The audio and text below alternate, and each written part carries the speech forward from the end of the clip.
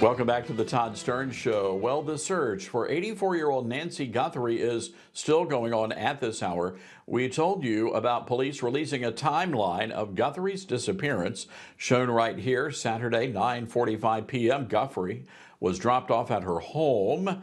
Sunday morning, 1:47 a.m., Guthrie's doorbell camera disconnected. And at 2:12 a.m., the software detected something moving in the house. 2:28, her pacemaker app disconnected.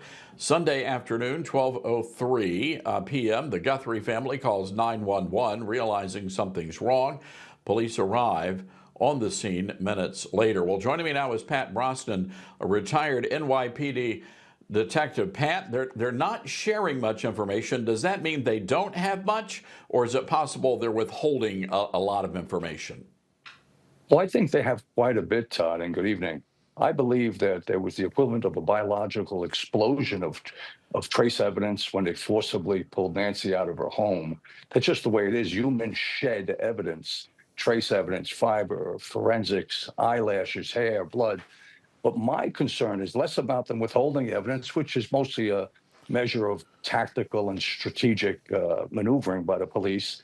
But I'm concerned that the evidence processing is way, way, way too slow. It needs to happen lightning fast. I mean, this is a live abduction, not a cold homicide.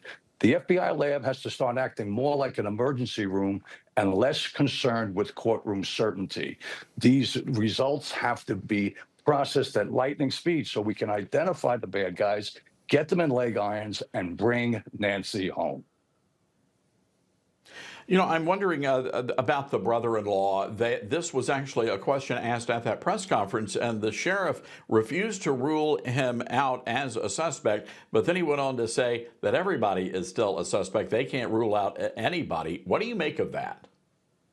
Well, it's a standard operating procedure. Really, everything's on the table. Everything's on the table that based on the facts that are known at this time, which are very few, by the way. So I do think they're strategically withholding.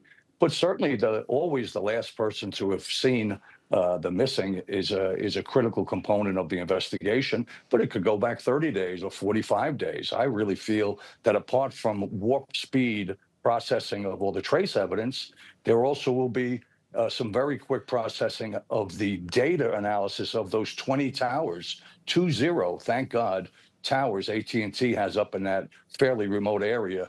I think there'll be answers in there that'll lead us to the identity of these very, very bad guys. So we understand President Trump sending in whatever federal assets are necessary. FBI Director, we believe Kash Patel, is in Arizona or is on the way. $50,000 reward for information. How big is this, and how helpful would this be to the locals? So our great president, President Trump, stepping in personally and throwing tailwinds on the investigation and resources is amazing. That will help tremendously. But the reward is not enough. 50,000 is not enough. In order to get someone to call in on the phone, because someone somewhere, Todd, knows who these guys are. A girlfriend, a boyfriend, a landlord, someone indirectly knows who they are and what they're doing and where Nancy is. The money has to be more. Cash moves the needle, not 50,000. It's got to be more than that, but it's a step in the right direction.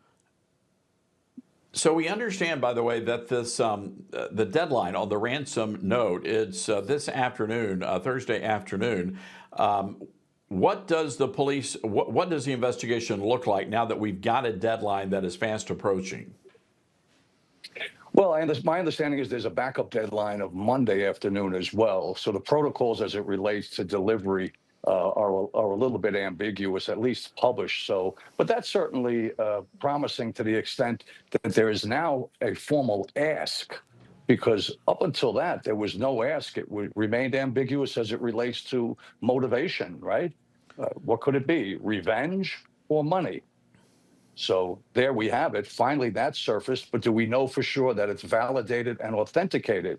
I think not. To my understanding, it has not been 100% validated or authenticated. And artificial intelligence will really muddy these waters as it relates to proof of life, Todd.